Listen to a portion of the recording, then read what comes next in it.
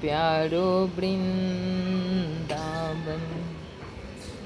वृंदावन प्यारो वृंदावन, वृंदावन प्यारो वृंदावन को सोचने में भी आनंद है, अति आनंद है। वृंदावन की परिक्रमा मार्ग, वृंदावन का जमुना का किनारा, वृंदावन पता नहीं जो भी लोग कहें, पर उस जगह में ऐसी शक्ति है जो मन आनंद से भरता है। वृंदावन प्यारो वृंदावन, श्यामा हृदय कमल सा उपजे, श्याम नयन मन भाई, वृंदावन प्यारो वृंदावन। इतिहास, एंशियंट हिस्ट्री में कभी पढ़े थे वृष्णि वंश। एक था वृष्णि वंश। वृष्णि वंश ही यदुवंश था।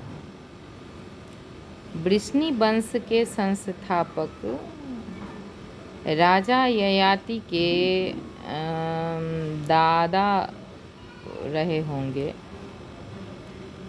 वो उनके ययाति भी वृष्णि वंश के ही राजा थे। ययाति दो भाई थे, यति और ययाति। यति बड़े भाई थे, वो विरक्त हो गए, उन्हें राज प्रतिष्ठा नहीं चाहिए थी, तो वो विरक्त संत हो गए। तो गद्दी पर राजा ययाति बैठे। राजा ययाति बहुत ही भोगी राजा थे। कहा जाता है कि जब ययाति का वृद्धावस्था आया तो उन्होंने अपने पुत्र की युवा अवस्था मांग ली, क्योंकि उन्हें भोग से तृप्ति नहीं हुई थी। तो उन्होंने कहा कि मुझे तुम अपना यौवन दे दो, और उनके पुत्र थे यदु। यदु ने उन्हें अपना यौवन प्रदान किया।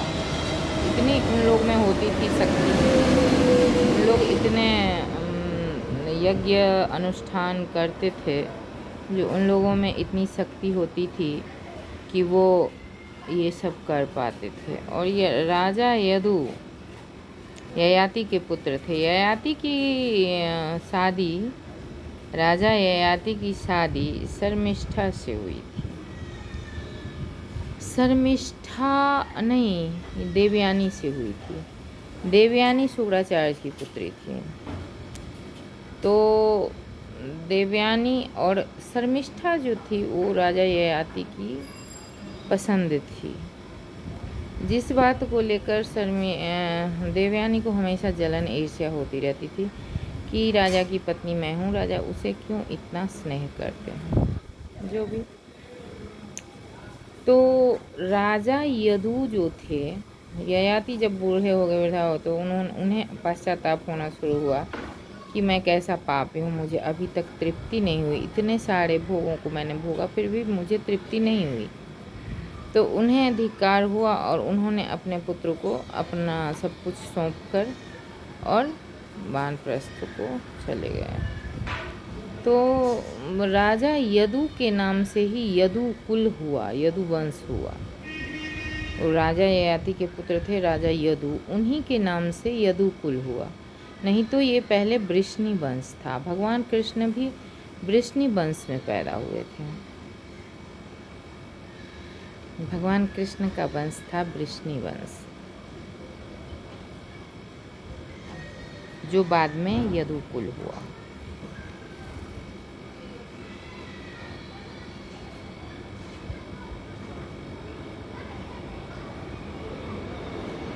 थोड़ा बहुत स्मरण था वृष्णि वंश, और थोड़ा उसको पढ़े तो पता चला। तो ऐसा था यदु वंश, भगवान कृष्ण का वंश था वृष्णि वंश। वृष्णि वंश में ही भगवान ने जन्म लिया था। राधे राधे। तो मनुष्य को कभी भोग से तृप्ति नहीं होती, उन्हें अंत नहीं होता, स्वयं को ही अंत होना पड़ता है, मोह माया से अंत नहीं मिलता। और संत पुरुष जो हैं, जो लोग त्याग करते हैं, उनमें महानता होती है। जो शुरू में ही त्याग कर लेते हैं और अपने जीवन को उच्छृंखल बनाते हैं, आनंद में रहते हैं, विचरते हैं यहाँ वहाँ जहाँ तहाँ, बहुत ही आनंद का जीवन जीते हैं वो। राधा राधा राधा राधा श्री राधा।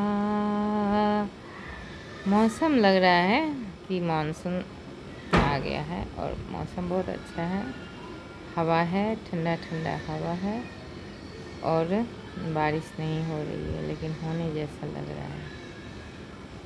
स्वास्थ्य अच्छा नहीं है।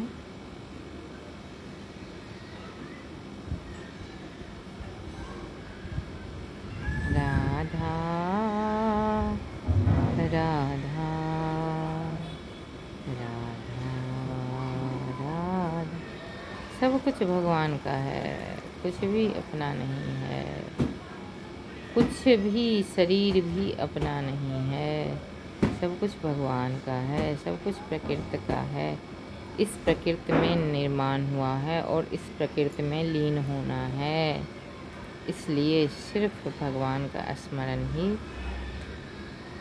एक सही कर्म है। लगता है कि बस बाकी सब तो यूं ही व्यर्थ है। एक ईश्वर का स्मरण, संस्मरण, ध्यान और चिंतन ही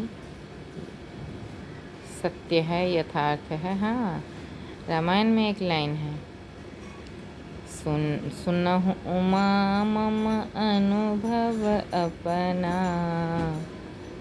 एक हरि भजन जगत सब सपना। ये स्वप्न है, बस यहाँ से जाना है और वो निश्चय है, निश्चय है जाना। राधे राधे, श्री राधे।